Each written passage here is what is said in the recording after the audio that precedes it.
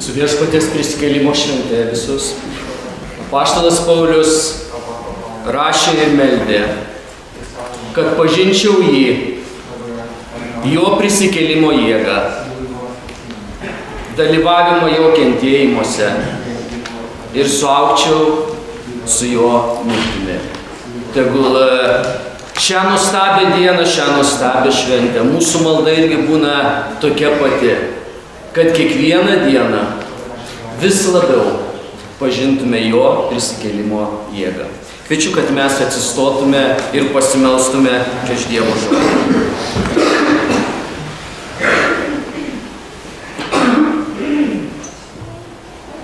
Galingasis Dieve, mano Tėve, dėkoju, kad šią dieną, šią valandą, šioje vietoje Tu leidi mums šlovinti Tavo šlovingą Sūnų. Dėkoju, kad Tavo žodis mums sako, kad Jis danguje, Tavo dešinėje, turi visą galią danguje ir žemėje. Viešpatie, aš prašau, mokyk mus pagal savo žodį, kiekvieną dieną pažinti Tavo Sūnų vis labiau, pažinti jo prisikėlimo jėgą, mylėti jį visą savo širdimi, visą savo sielą ir visų savo protu. Viešpatie, padėk mums garbinti Tavo Sūnų teisingai, padėk mums kiekvieną dieną būti dėkingais už visą Tavo Sūnaus atliktą darbą, už jo mirtį, už jo palaidojimą ir už jo prisikėlimą. Padėk Viešpatie Dieve, kad Tavo žmonių mintis ir širdis susikoncentruotų į Jėzų Kristų. Padėk Viešpatie Dieve Tavo žmonėms kiekvieną dieną atsiminti atsakomybės iš Tavo žodžio. Padėk, kad Tavo žmonių gyvenimas būtų toks, kad kiti, žiūrėdami Tavo žmonės, matytų Tavo šlovę ir Jėzaus Kristaus pavyzdį. Meldžiu už tuos, kurie šiandieną yra neišgelbėti, kad Tavo šventoji dvasia atvertų širdis Evangelijai.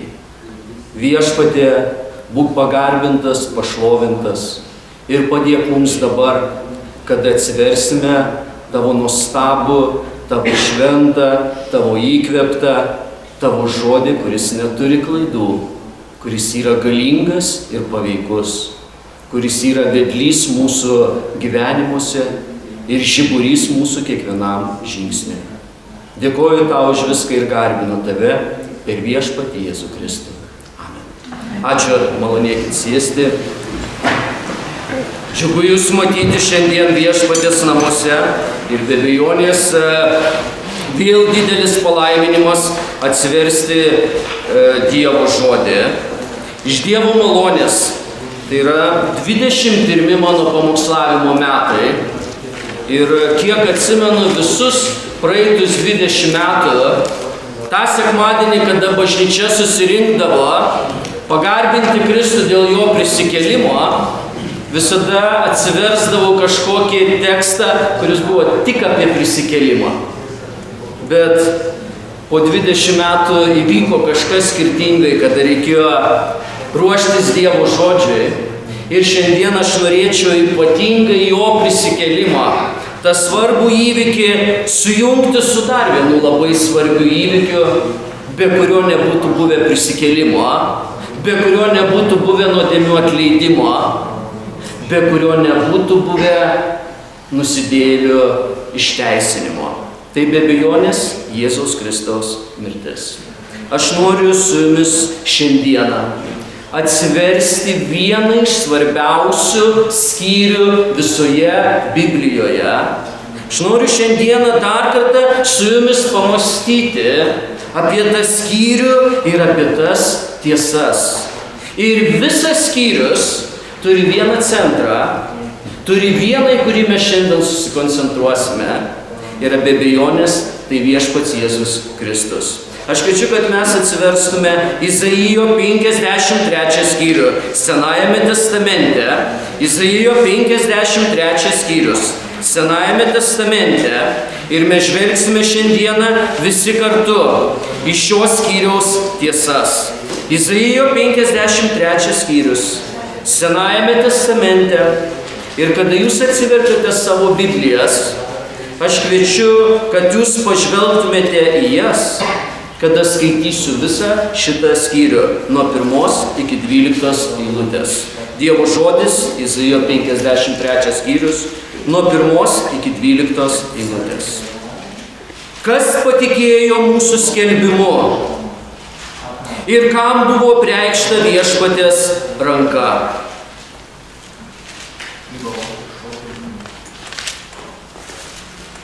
Jis išauks jo akivaizdoje, kaip gležnas augalas, kaip šaknis iš sausos žemės. Neturės nei išvaizdos, nei patrauklumo, kai žiūrime į jį. Nėra jokio grožio, kuris mus prie jo trauktų. Jis paniekintas ir žmonių atmestas, skausmų vyras, negalę pažinęs. Mes slėpėme nuo jo savo veidus, jis buvo paniekintas ir mes jį nieku laikėme. Tikrai jis nešė mūsų negalės ir savo pasiėmė mūsų skausmus, o mes laikėme jį nubaustu, Dievo ištiktu ir pažemintu. Jis buvo sužeistas už mūsų kaltes ir sumuštas už mūsų nuodėmes. Bausmė dėl mūsų ramybės krito ant jo žaizdomis esame išgydyti. Mes visi buvome paklydę kaip avis, kiekvienas ėjome savo keliu, bet viešpats uždėjo ant jo visus mūsų nusikaltimus. Jis buvo kankinamas ir žeminamas, bet neatvėrė savo burnos, kaip avinėlis vedamas pjauti ir kaip avis, kuri tyli prieš kirpėjus. Jis neatvėrė savo burnos. Jis buvo paimtas iš kalėjimo ir teismo. Kas paskelbs jo giminę?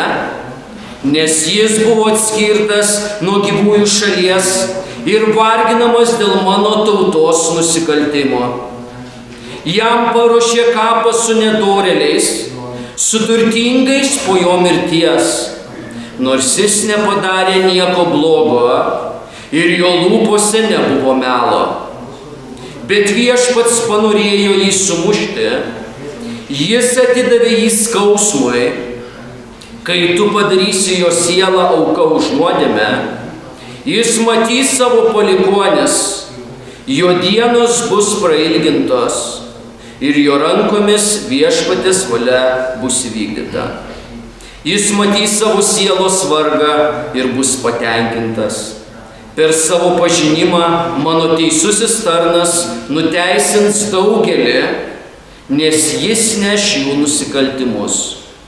Todėl aš duosiu jam dalį su didžiaisiais ir jis dalinsis grobį su stipriaisiais, kadangi jis atidavė savo sielą mirčiai ir buvo priskirtas prie nusikaltėlio, jis nešėlė daugelio nuodėmes ir užtarė nusidėjėlius. Prižvelgiant į Dievo žodį, aš norėčiau dar vieną trumpą dalyką pasakyti.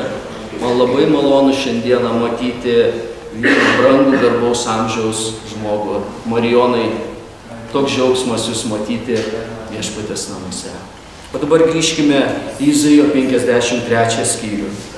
Šioje vietoje tokios tiesos, šioje vietoje tokie turtai. Bet jeigu šį žodį, šį skyrių, pavadinti vienu žodžiu, tai būtų žodis pakaitalas. Dabar, kurie verčia tam tikras teologinės knygas, siūlo žodį užvaduotojas. Tas, kuris užvadavo už nuodėmes. Tas, kuris tai atliko. Ir šis skyrius apie Kristų. Jeigu jūs pažiūrėtumėte į hebrajų kalbą ir hebrajų kalboje perskaitytumėte Izaijo 53 skyrių, hebrajų kalboje tai yra giesmė. Tai yra giesmė apie tarną, tai yra giesmė apie užvaduotoją, giesmė apie pakaitalą, giesmė apie Jahvės tarną, kuris viską atliko ant kryžiaus. Labai aiškus faktas istorijoje. Daugiau nei prieš 2000 metų Kristus mirė ant kryžiaus. Jis buvo nukryžiuotas šventame Jeruzalės mieste per Romos imperijos valdymo laikotarpį. Jėzus iš Nazarėto buvo nuteistas. Buvo panaudota barbariška forma, žiauri forma nuteisti Jėzų. Ir tai buvo nukryžiavimas. Tiesa, kuri svarbi šiandien mums. Tiesa, kuri labai svarbi Dievo žmonėms. Netiksliai kokioj vietoje Jėzus mirė. Netiksliai nustatyti, kaip jisai mirė. Bet iš šito skyriaus svarbiausia tiesa, į kurią reiktų pažvelgti, kodėl jis mirė, kodėl Kristus mirė, koks Dievo tikslas buvo jo sūnaus mirtyje, ką Dievas norėjo įvykdyti per savo nenuodėmingo sūnaus mirtį už nusidėjėlius. Jeigu jūs norite atsakymo, tai Izaijo 53 skyrius yra pačio Dievo komentaras. Tai yra lyg Evangelija pagal pranašą Izaiją ir Dievas išdėsto savo teologiją Izaijo 53 skyriuje. Kristus užėmė kalto, prakeikto nusidėjėlio vietą. Jis nešė nuodėmes, jis kentėjo prakeikimą. Ir tai buvo dėl nusidėjėlio. Ši knyga, Izaijo knyga, labai svarbi Biblijoje. Tai didžiausias iš didžiausių pranašų. Jo knygos ilgumas pats didžiausias tarp pranašų. Izaijo 6 skyriuje jis mato šventą viešpatį pakeltame soste. Izaijo 7 skyriui jis rašo unikalią teologinę tiesą apie gimimą iš mergelės. Izaijo 9 skyriui jis rašo apie Kristų ir apie jo vardus. Kada jūs skaitote Izaijo 11 skyrių, Kristaus kilmė, pradedant nuo Jesės, Izaijo 40 skyrius, kelio paruošimas viešpačiui, Izaijo 42 skyrius, Kristaus nuolankumas, Izaijo 49 skyrius, dieviškas pavedimas Kristui, Izaijo 50 skyrius, Kristaus ištikimas mokymas, Izaijo 52, 53 skyrius, tarno auka. Tai yra giesmė hebrajų kalboje. Kada jūs skaitote Izaijo knygą ir surandate tiesas apie Kristų, iš viso yra 4 giesmės hebrajų kalboje apie Kristų. Izaijo 42 skyriuje, kur rašoma apie Kristaus nuolankumą, yra pirma giesmė apie jį. Izaijo 49 skyriui, kur mes skaitome apie dievišką pavedimą Kristui, yra antra giesmė apie jį. Kada mes skaitome Izaijo 50 skyrių apie Kristaus ištikimą mokymą, yra trečia giesmė apie jį. Ir kada mes skaitome Izaijo 52 skyriaus pabaigą ir visą 53 skyrių, tai yra 4 giesmė apie viešpatį Jėzų Kristų. Šita 4 giesmė apie viešpatį Jėzų Kristų hebrajų kalboje ir hebrajų kalbos poezijoje yra šedevras. Yra Dievo šedevras. yra pačio Dievo kūrinys. Yra pačio Dievo kūrinys. Apie jo sūnų, kurį jis atsiuntė būti užvaduotoju. Atsiverskime, prašau, visi kartu. Izaijo 52 skyriaus pabaigą. Ir Izaijo 52 skyriaus pabaigoje 3 paskutinės eilutės, 13, 14 ir 15, prasideda šita 4 giesmė. 3 eilutės 52 skyriuje ir 12 eilučių 53 skyriuje. Šitoj giesmė yra 5 posmeliai ir kiekviename posmelėje yra po 3 eilutes. 15 eilučių, 5 posmeliai, grožis hebrajų kalboje, puikiai Dievo literatūra, kaip sakiau, tiesiog šedevras. Ir mes pradėkime šiandieną nuo pradžios. Ir pažiūrėkime į šitą giesmę, pažiūrėkime į kiekvieną posmelį ir pasižiūrėkite kartu su manim, ką kiekvienas posmelis moko apie patį svarbiausią asmenį šitoje visatoje. Pirmas posmelis ir pirma tiesa, Izaijo 52 skyrius, nuo 13 iki 15 eilutės. Ir pirmas posmelis vadinasi 2 žodžiais.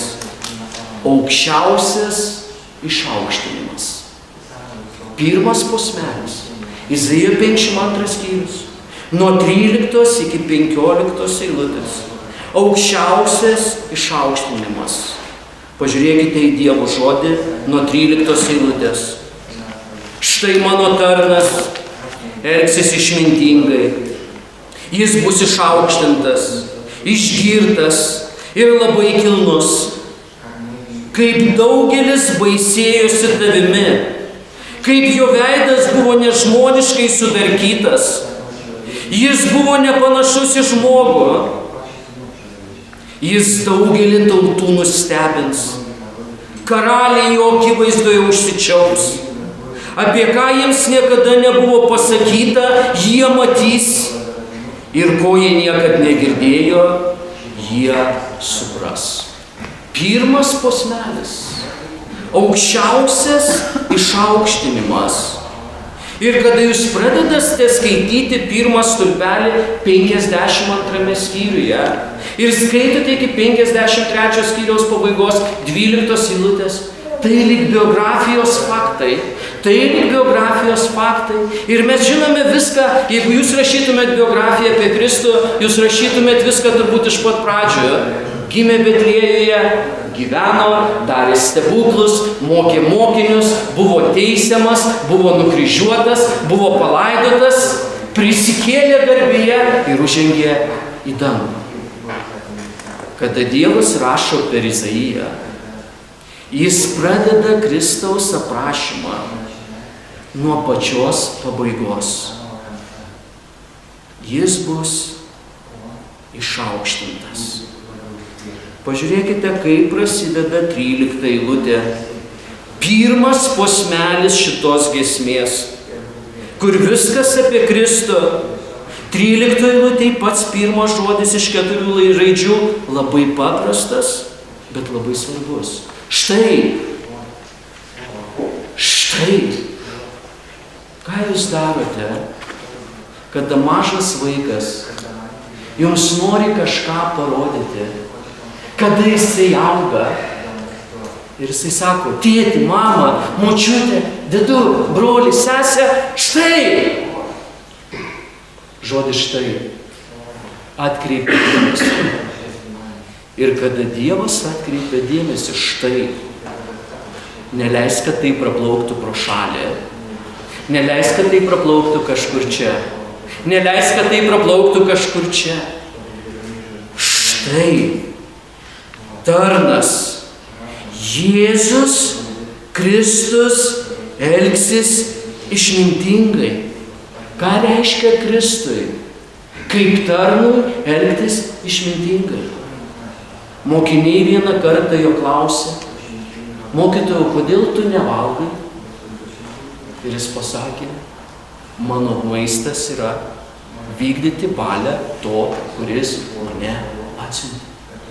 Jis atėjo įvykdyti kaip tarnas pačią svarbiausią Dievo valią. Ir po to Izaijas sako, jis bus išaukštintas, jis bus išgirtas, jis bus labai kilnus.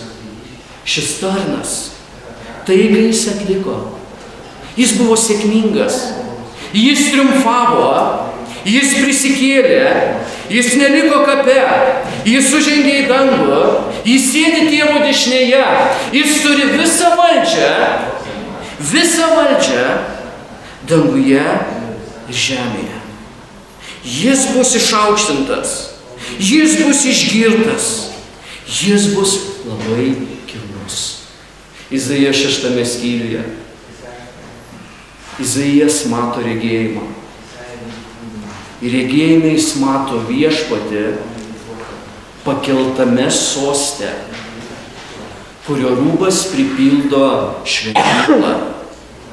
Jono Evangelijos 12 skyriuje Jonas mums sako, Izaijas tai pasakė, regėdamas jo šlovę ir kalbėdamas apie jį. Izaijas regėjo Kristų ir Jonas mums tai patvirtina. Išaukštintas, išgirtas, labai kilnus, jis triumfuotojas, jis karalių karalius, jis viešpačių viešpats. Vienoje rankoje jis turi pragaro ir mirties raktus, kitoje rankoje jisai turi visus Dievo numatymo raktus. Jis teisingas teisėjas, jis viešpats, jis karalius, jis triumfavo, jis nugalėtojas. Jis išaukštintas, jis išgirtas ir jis labai kilnus. Bet pažiūrėkite pirmame posmelyje į staigų posūkį, į staigų pasikeitimą 14 eilutė.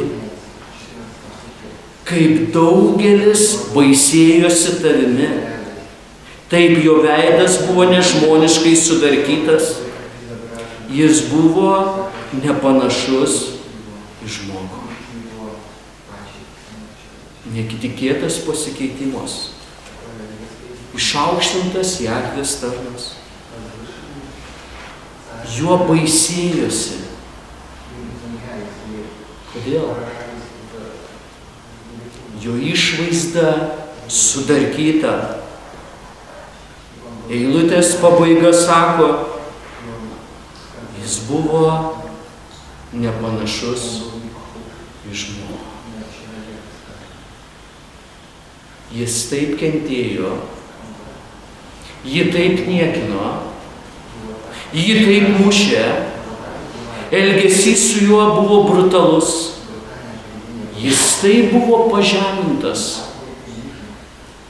kad išvadoje aiškus Dievo komentaras. Jo neįmanoma buvo atpažinti. Jis sudarkytas. Į jo veidą žiūrėjo po visų šitų baisių dalykų. Jis buvo nepanašus į žmogų. 15 eilutė. Šitoje pirmame posmelė šitos giesmės. Aukščiausias išaukštinimas. Jis daugelį tautų nustebins. Jis daugelį tautų nustebins. Pas Burbulį žodis nustebins yra nustebint šitoje eilutėje. Bet kada žvelgi į hebrajų kalbą, hebrajų kalboje yra žodis nenustebins. Hebrajų kalboje yra žodis pakrapins. Jis daugelį pakrapins. Ir Dievas per Izaiją dabar naudoja levitų kalbą. Jūs atsimenat, ką darė vyriausias kunigas vieną kartą metuose, kada paimdavo nekalto kraują? Jis ateidavo ir pašlakstydavo, pakrapindavo, tai yra žodis, kuris yra čia, gailestingumo sostą. Mums parašyta kunigų knygoje, ir pašlakstydamas aukurą krauju 7 kartus. Tai apvalys nuo izraelitų nešvarumo ir pašventins. Tas pats žodis pašlakstydamas. Izaijo 52:15. Jis pašlakstys daugelį tautų. Jis pašlakstys tuos, kurie įtikės Dievo evangeliją. Tai yra žodis. Petras naudoja tą patį žodį Naujajame testamente, graikų kalboj, 1 Petro laiškas, 1 skyrius 2 eilutė sako, išrinktiems iš ankstinio Dievo tėvo numatymo, dvasios pašventinimo, kad būtų klusnus ir apšlakstyti Jėzaus Kristaus krauju. Tas pats žodis. Apšlakstyti. Tas pats žodis, ką atlieka kraujas. Tas pats žodis, kada jisai buvo sudarkytas, kada jo neįmanoma buvo pažinti, kada jisai nešė nuodėmes, kada jisai mirė ant kryžiaus, kada jisai patyrė kančias. Jis daugelį tautų pašlakstys. Tai kaip permaldavimo diena Izraelio tautoje, kunigų 16 skyriuje. Ir visa tai, kai jisai atliks, 15 eilutėje 1 posmelėje parašyta, karaliai jo akivaizdoje, ką padarys? Užsičiaups. Mylėjai, karaliai kalba, karaliai sako, karaliai duoda įsakymus, karaliai nurodinėja, karalių pavaldiniai turi tik klausyti ir nieko daugiau. O šitoje vietoje parašyta, kad karaliai užsičiaups, nes jis tai įvykdė. Jis yra karalių karalius, viešpačių viešpats. Ir kada karalius stovės prieš jį, vienintelis dalykas, jie galės užsičiaupti. Posmelis baigėsi. Apie ką jiems niekada nebuvo pasakota, jie pamatys. Ir ko jie niekad negirdėjo, jie supras. Aš tikiuosi, kad kiekvienas Dievo žmogus, kuris yra šitoje vietoje, nėra abejingas faktui ir tiesai apie Kristaus atliktą darbą. Jis yra išaukštintas aukščiausiai. Yra pirmas posmelis, apie ką šventoji dvasia moko mus per Izaiją. Antras posmelis. Izaijo 53 skyrius. 1, 2 ir 3 eilutės. Antras posmelis, 1 posmelis, aukščiausias išaukštinimas. Antras posmelis, žiaurus atmetimas. Žiaurus atmetimas. 1 eilutė, kas patikėjo mūsų skelbimu ir kam buvo preikšta viešpatės ranka. Kada jūs pradedate žiūrėti šitos giesmės antrą posmelį, kalbėtojas keičiasi. Kalbėtojas keičiasi. Klausimas yra užduodamas, kas patikėjo mūsų skelbimu. Tai dievoto likučio balsas. Kas patikėjo mūsų skelbimu. Mes skelbėme apie Jahvės tarną, dievotas likutis, kurie buvo išgelbėti per Kristaus malonę.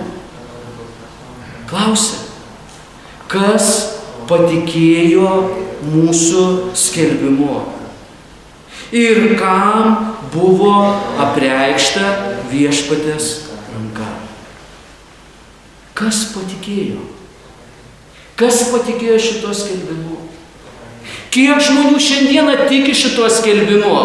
Kiek žmonių šiandieną su džiaugsmu pasako, o kokia žinia, kokia galinga tiesa. Kas patikėjo? keletas. Labai mažai. Labai nedaug. Ir gal jums iškyla klausimas, kodėl? Antra eilutė, antrame posmelėje, žiaurus atmetimas. Izaijas sako, jis išaugs jo akivaizdoje, kaip gležnas augalas, kaip šaknis iš sausos žemės. Neturės nei išvaizdos, nei patrauklumo. Kai žiūrime į jį, nėra jokio grožio, kuris mus prie jo trauktų. Antra eilutė anglų kalboje prasideda žodžiu for. Rusų kalboje ir rusų Biblijoje antra eilutė prasideda žodžiu iba. Lietuvių kalboje jie kažkodėl nepanaudoja to svarbu žodelio. Nes, bet, kadangi, todėl.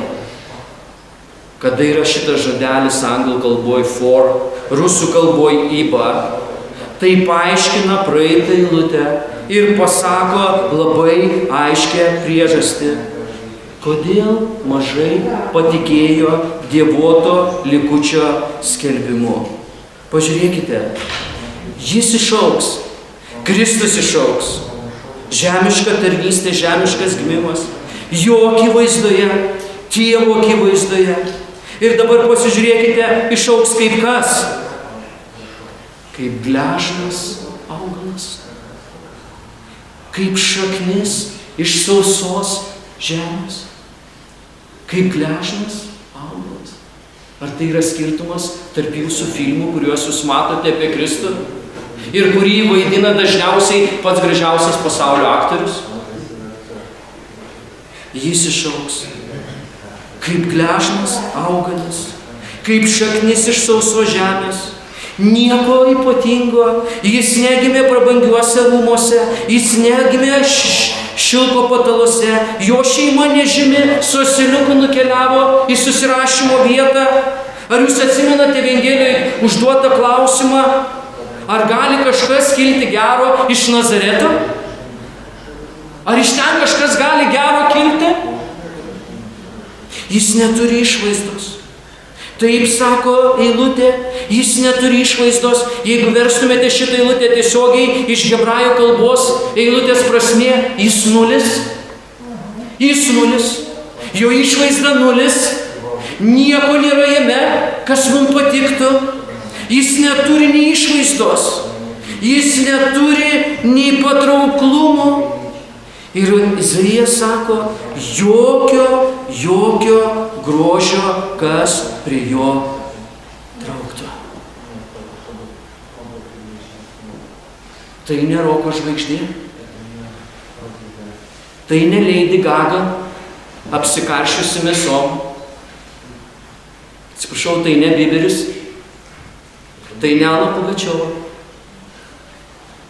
Jokio žmogiško spindesio. Jis neatrodo kaip galingas Mesijas. Ir trečioji eilutė, šitoj giesmė ir antrame posmelė. Jis paniekintas, žmonių atmestas, skausmų vyras. Skausmų vyras. Hebrajų kalboje, kaip ir lietuvių kalboje, daugiskaitoje, skausmų. Žodis tiesiogiai reiškia skausmas po skausmo, skausmas po skausmo, skausmas, dar skausmo, dar skausmo, dar skausmo ir visi skausmai ant jo. Skausmų vyras. Ir devotas likutis, kuris skelbė žinią antrame posmelėje. Eilutės pabaigoje sako, jis buvo paniekintas. Ir trečioji eilutė, pažiūrėkite į pačios eilutės pabaigą ir į žodžius. Ir mes jį laikėme niekuo. Mes jį laikėme niekuo. Tai tikinčio likučio žinia.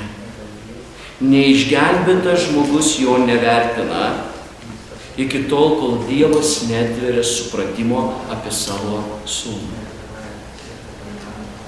Mažai jūsų draugų įtikė, mažai jūsų giminių įtikė, mažai jūsų bendradarbių įtikė, mažai jūsų klasiokų įtikė, mažai jūsų kursiokų įtikė. Kas patikėjo šitų skelbimų? Ir štai, ką sako Biblija apie šitą žiaurų atmetimą. Žmogus sąmoningai nežiūri į jį, sąmoningai žiūri kitur, nieku laiko jį, paniekintų laiko jį. Viskas tas pats šiandien. Jo šventas vardas, objektas pajuokoms. Jis atmetamas, jo evangelijos kvietimas daugeliui kvailystė. Ir likutis klausė ant rankos menį. Kas patikėjo mūsų skelbimui? Aukščiausias išaukštinimas, žiaurus atmetimas. Trečias posmelis nuo 4 iki 6 eilutės. Išgelbėjantis tarpininkavimas. Brangieji, šitos 3 eilutės, 4, 5, 6. Išgelbėjantis tarpininkavimas. Atskleidžia visas Evangelijos gilybės.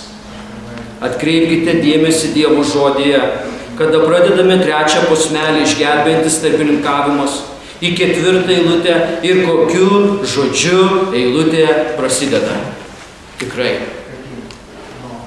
Ne gal, ne aš manau, ne man taip atrodo, ne gal kažkada įvyko, ne gal kažkur girdėjau, pasakė per 4 asmenį man. Tikrai. Hebrajų kalboje tikrai.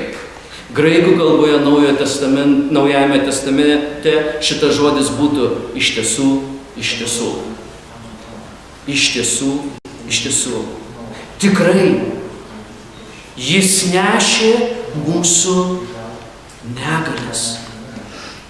Sau pasiėmė mūsų skausmus. Ir kada jūs skaitysite dar kartą namuose 4, 5, 6 eilutę, pasibraukite savo visus įvardžius, kiek yra jūsų Biblijoje. Jis, sau, mes, jį, jis, mūsų, jo, mes, jo, mūsų. Jis mirė mūsų vietoje. Jis paėmė nuodėmes. Jis nešė. Tikrai. Ir pažiūrėkite, ką jisai nešė. Negalės ir skausmus. Nuodėmė atneša visada tik negalę. Nieko daugiau. Ir visa tai buvo ant jo. Jis nešė kaip pačią sunkiausią naštą. Nusidėjėlių nuodėmių kalnai krito ant jo. Visi nuodėmės svoriai krito ant jo. Ir raštas sako, jis nešė, sau pasiėmė, mes laikėme jį nubaustu, Dievo ištiktu ir pažemintu. Mes laikėme jį nubaustu, tol, kol žmogaus akys netvertos Evangelijai. Jie padaro vieną dalyką, kol Dievas netveria jų akių. Paprastas dalykas, ką jie padaro. Jie stovi kartu su minia. Ir pilotas jų klausia, kurį paleisti, šitą Jėzų ar Barabą? Ir minia šaukia, Barabą, Barabą, Barabą, jį nukryžiuoti. O tai reiškia, mes jį nieku laikėme. Žmogus, kurio akis netvertos Evangelijoje. Jisai sako, Kristus stovi toje pačioje eilėje su Barabu. Ant kryžiaus jį. Nusikaltėlis jis. Plėšikas jis. Jo vieta ant kryžiaus. 5 eilutė. Jis buvo sužeistas už mūsų kaltes ir sumuštas už mūsų nuodėmes. Anglų kalboje vėlgi eilutė prasideda žodžiu but. Rusų kalboje eilutė prasideda žodžiu no. Bet, nors mes jį laikėme nubaustu. Šitas žodis 5 eilutėj bet, rusų kalboje no, anglų kalboje but. Tai ne už jo nuodėmes. Tai yra už mūsų nuodėmes. Jis buvo sužeistas, jis buvo sumuštas. Visos nuodėmės krito ant jo. Ir toliau Izaijas sako, jo žaizdomis esame išgydyti. Jis sužeistas už mūsų nuodėmes, jis sužeistas už mūsų kaltes. Ir kontekstas sako, jo žaizdomis esame išgydyti. Tai yra įtikėjimas, tai yra išgelbėjimas, tai yra nuodėmių nuplovimas dėl Kristaus aukos. Mes turime labai daug mokymo šiandieną, kad šitas išgydymas žaizdomis reiškia ne tik dvasinį pagijimą, bet ir fizinį pagijimą. Bet jeigu tai reiškia fizinį pagijimą, tai nei vienas įtikėjęs žmogus į Kristų daugiau neturi sirgti, nei vienam daugiau neturi kristi dantis, nei vienas daugiau neturi nešioti akinių, nei vienam neturi sulūžti koją, o jeigu sulūžta koja, tai turi išgysti per akimirką, nes jūs jo tada žaizdomis išgydyti. Bet žiūrėkite į kontekstą. Jis sumuštas, jis sužeistas. Ir jo žmonės, kuriem Evangelija yra atverta, jo žaizdomis yra išgydyti. Posmelis baigėsi labai nuostabia kalba. Mes visi buvome paklydę kaip avys. Kiekvienas ėjome savo keliu, bet Viešpats uždėjo ant jo visus mūsų nusikaltimus. Kaip avys, klajojantis gyvūnas. Kaip avys, pasiklydęs gyvūnas. Kaip avis, negalinti surasti savo kelio. O jeigu avis negali surasti savo kelio, tai yra objektas pražūčiai. Visi paklydę. Yra kelias, kuris atrodo žmogui teisingas. Ir jisai nuveda į mirtį. Žmogus nuklydęs.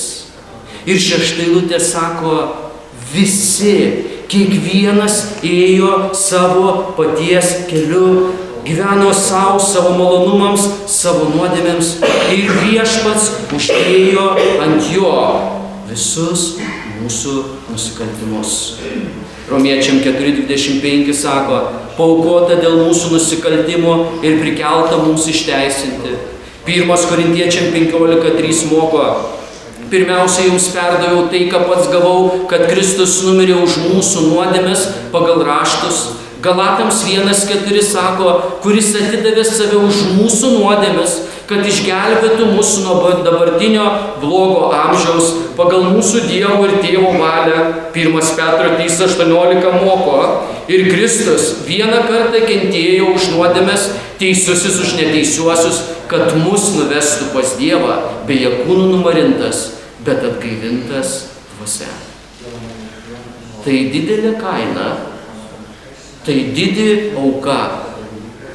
Tai dėl nusidėjėlio nuodėmių. Nusidėjėlis stovi kaltas prieš Dievą ir Kristus atsistojo į nusidėjėlio vietą. Išgelbėjantis tarpininkavimas. Pasižiūrėkime, prašau, 4 posmelį. Tylus pasidavimas. Tylus pasidavimas. 4 posmelis. Prasideda 7 eilutė. Jis buvo kankinamas, žeminamas, bet neatvėrė savo burnos. 4 Evangelijos. 4 Evangelijos, kurios teikia informaciją apie Kristų. 3 hebrajų teismai. 3 romėnų teismai. Iš viso 6. Kiekviename teisme teisingumo iškraipimas. Jokios tiesos. Jis buvo žeminamas. Ir eilutė sako, bet neatvėrė savo burnos. Jis mirė ne kaip herojus. Jis mirė su visa gėda už nuodėmes. Izaijas sako, 7 eilutėj šitame posmelyje, kaip avinėlis vedamas pjauti ir kaip avis, kuri tyli prieš kirpėjus, jis neatvėrė burnos. Jis nebuvo riaumojantis liūtas. Eidamas ant kryžiaus, jis tylus avinėlis. Galvojot kada nors kodėl? Jis užvaduotojas už nusidėjėlio nuodėmes. Kada stovi prieš Dievą kaltas, vienintelį dalyką, ką gali daryti, kaip avis arba avinėlis užsičiaupti. Visos nuodėmės ant jo. Kaip avinėlis tyli. Kaip avis tyli. Jis neša nuodėmes. Nes už nuodėmę jokio pasiteisinimo, jokių kalbų prieš Dievą. Kristus mirė už nusidėjėlį. Ir dėl to, kad jis nešė nusidėjėlio nuodėmes, jis turėjo būti tylus prieš Dievą. 8 eilutėj, šitame posmelėje, mums parašyta, jis buvo paimtas iš kalėjimo ir teismo, kas paskelbs jo giminę. Jis buvo atskirtas nuo gyvųjų šalies ir varginamas dėl mano tautos nusikaltimo. Šitą eilutę, jeigu jūs pažiūrėtumėte į hebrajų kalbą ir lietuvių kalboje ją panagrinėtumėte, yra mirties bausmės paskelbimas. Paimtas iš kalėjimo ir teismo, atskirtas nuo gyvųjų šalies. Mirties bausmė. Mirties bausmė Jėzui.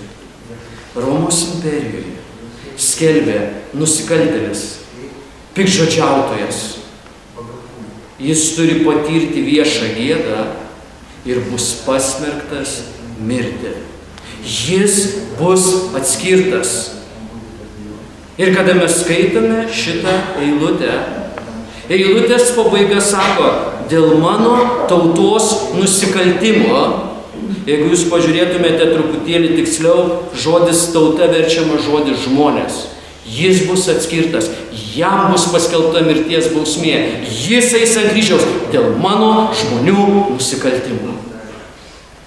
Jis mirė teisus už neteisiuosius. Mirė už nusidėjėlius. Kūrėjas mirė už savo nuodėmingus kūrinius. Ir posmelis baigėsi 9 eilute. Jam paruošė kapą su nedorėmis. Jie net norėjo, kad jo palaidojimas būtų gėdingas. Jam tik su nedorėliais niekur daugiau. Jisai gali gulėti tik su nedorėliais net po savo mirties. Bet taip neįvyko. Izaijas sako, ir Evangelijos mums patvirtinta, jis buvo palaidotas su turtingaisiais naujame kape, nes toks buvo Dievo planas. Jis nieko blogo nepadarė. Jis nieko blogo nepadarė. 9 eilutė mums tai sako, ir lūpose nebuvo melo. Tylus pasidavimas. Jis nereikalavo savo teisų, atsisakė pilnai savęs, kad pataptų užvaduotoju. Aukščiausias išaukštinimas, žiaurus atmetimas, išgelbėjantis tarpininkavimas. 4 posmelis tylus pasidavimas. Ir 5 posmelis 10, 11, 12 eilutės jo sėkminga misija. Paskutinės eilutės baigėsi ten, kur prasidėjo. Mano tarnas bus išaukštintas. Jis bus labai kilnus. Visiškas jo darbo triumfas. Ir pasižiūrėkite 10 eilutė, šitame posmelyje prasideda labai svarbiais žodžiais, į kuriuos reikia atkreipti dėmesį. Bet kas? Viešpats panorėjo jį sumušti, jis atidavė jį skausmui. Taip, buvo antri asmenys. Buvo hebrajai, buvo romėnai, buvo pilotas, buvo vyriausias kunigas, buvo minia, kuri šaukė. Bet pirminis nukryžiavimo šaltinis. 10 eilutė yra kas? Žiūrėkite į Dievo žodį. Viešpats panorėjo jį sumušti. Jis atidavė jį skausmui. Rusų kalbos Biblijoje, kur yra žodis panorėjo, lietuvių kalboje. Rusų kalboje Biblijoje žodis yra panaudotas daug stipresnis. Žodis sako, Господу угодно было. Господу угодно было. Taip sako raštas. Pirmiausiai ne antri asmenys, ne minia, ne visi vadovai. Yra pirminis šaltinis. Господу угодно было. Dievas tėvas atidavė savo sūnų skausmui. Dievo numatyme tai buvo, kai niekas dar nebuvo sukurta. Ir 1 Petro laiške, 1 skyriuje 19-20 eilutėj Petras mums sako, bet brangiuoju krauju Kristaus stovinėliu be kliaudos ir dėmės, jis buvo numatytas prieš pasaulio sutvėrimą, o preikštas šiais paskutiniais laikais jums. Viešpats atidavė jį sumušti. Viešpats atidavė jį paaukoti. Kristus atidavė save kaip auką už kaltę. Kristus atidavė save mirčiai. Jis tapo nugalėtojas ant kryžiaus. Jis pasiekė pergalę. Ir pažiūrėkite, kada mes giedame 5 posmelį, 10 eilutėj toliau sakoma, kai tu padarysi jo sielą auką už nuodėmes, jis matys savo palikuonis. Į ką tai nurodo? Jeigu jūs studijuojate Bibliją atidžiai, tai yra prisikėlimas. Jis matys savo palikuonis. Miręs žmogus nieko nemato. Kape pasilikęs niekada nieko nemato. Bet dėl to, kad jis nešė viską, dėl to, kad jis numirė už tai, jis matys savo palikuonis. Žiūrėkite į sekantį išsireiškimą šitame posmelėje, kuris nurodo į prisikėlimą, jo dienos bus prailgintos. Ir posmelio 10 eilutė baigėsi labai svarbiais žodžiais. Ir jo rankomis viešpatės valia bus įvykdyta. Lietuviai Burbulio versijoje praleidžia vieną labai svarbų žodį. Jo rankomis viešpatės valia bus įvykdyta. Rusų Biblijoje jie turi žodį благоуспешно. Благоуспешно jo valia bus įvykdyta. Sėkmingai bus įvykdyta. Kaip trūksta šito žodžio lietuvių kalboje. Taip viešpatės valia bus įvykdyta, lyg tai aišku. Bet благоуспешно. Благоуспешно. Anglų kalboje žodis prosper. Lietuvių kalboje šitas žodis praleistas. O tai reiškia, kad Kristus atliko klėsties. Ir tai buvo sėkminga. Kodėl tai klestės? 11 eilutė sako, jis matys savo sielos vargą ir bus patenkintas. Per savo pažinimą mano teisusis tarnas nuteisins daugelį, nes jis neš jų nusikaltimus. Tai triumfuojanti mirtis. Tai triumfuojantis darbas.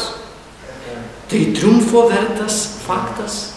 Jis nuteisins daugelį, nes jis neš jų nusikaltimus. Tai nėra gal nuteisins, gal kažkas užsinorės, gal kažkas padarys, gal žmogus pataps šeimininku, ką jisai padarys. Jis nuteisins daugelį. Žiūrėkite į Dievo žodį. Ir mes užduodame savo svarbų klausimą šiandien. Ką Dievas atliko per Kristaus mirtį? Nei vienas jo kraujo lašelis nebuvo nugalėtas. Mes žinom iš Naujojo Testamento, kad jis atpirko savo bažnyčią krauju. Teisusis tarnas nuteisins daugelį. Per Kristaus paklusnumą tėvui jis parūpino išteisinimą daugeliui. Dievas tėvas žiūri į savo sūnų ir išteisina nusidėjėlį. Tas daugelis yra tie, už kuriuos Kristus numirė. Mes einame į pabaigą. Ir 12 eilutėje yra parašyta 5 posmelėje. Todėl aš duosiu jam dalį su didžiaisiais ir jis dalinsis grobį su stipriaisiais, kadangi jis atidavė savo sielą mirčiai ir buvo priskirtas prie nusikaltėlio, jis nešė daugelio nuodėmes ir užtarė nusidėjimus. Žodis todėl hebrajų kalboje rezultatas jo užvadavimo, pakaitališkos aukos. 12 eilutėje tėvas sako, aš duosiu dalį jam, savo sūnui. Jis turės karališką palikimą, dalinsis grobis su stipriaisiais, kadangi jis atidavė savo sielą mirčiai. Jis atidavė savo sielą mirčiai. Jis priskaitytas prie nusidėjėlių. Jis nešė daugelio nuodėmės. Jis užtarė nusidėjėlį, bet tas, kuris užtarė, negali būti šališkas. Tik jis galėjo sutaikinti abi pusės. Ar pagalvojate, kodėl? Jis 100% Dievas ir 100% žmogus. Jis nėra 50% Dievas, 50% žmogus. Ir tik jis tai galėjo padaryti dėl daugelio, tai, ką jis padarė ant kryžiaus. Tai jisai atidavė savo sielą ir jis nešė daugelio nuodėmes ir užtarė nusidėjimus.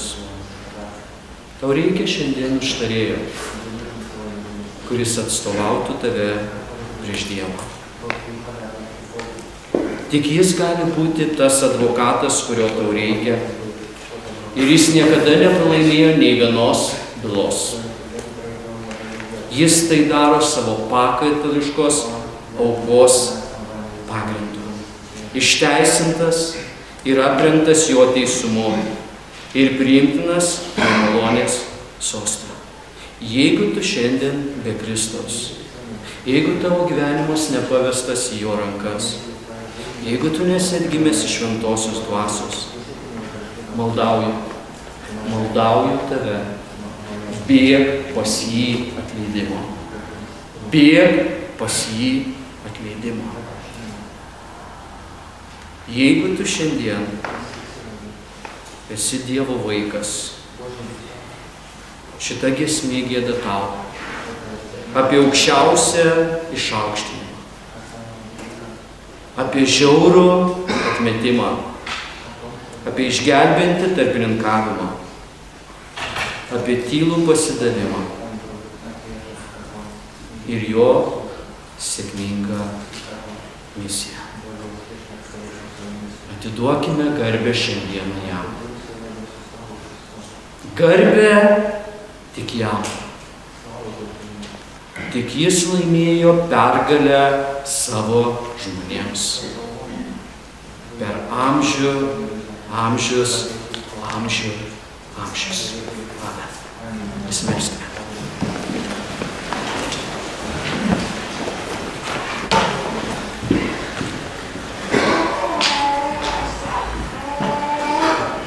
Viešpatie, aš dėkoju tau, kad šiandieną mes galėjom prisiminti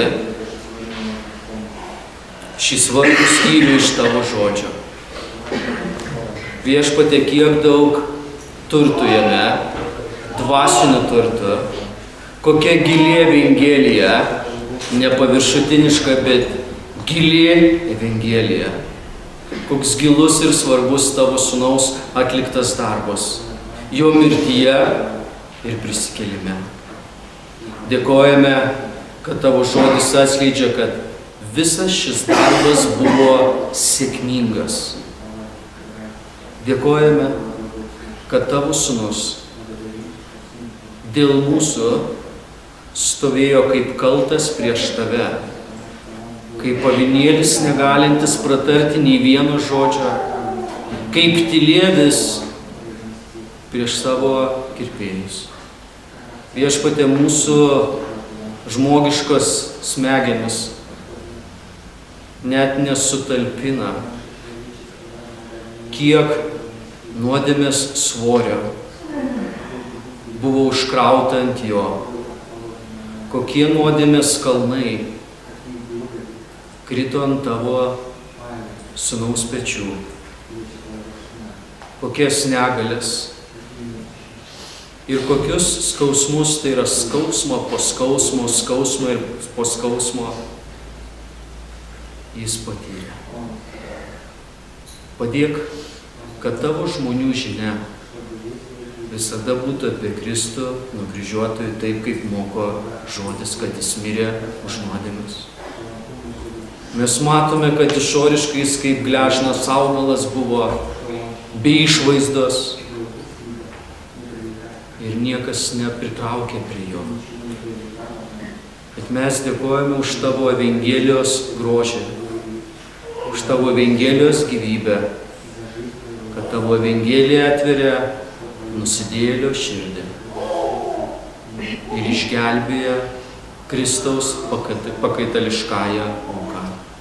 Šiandieną, kurie be tavo sūnaus, aš prašau, kad jie bėgtų prie kryžiaus, bėgtų prie tavo sūnaus ir tikėtų tai, ką Kristus atliko.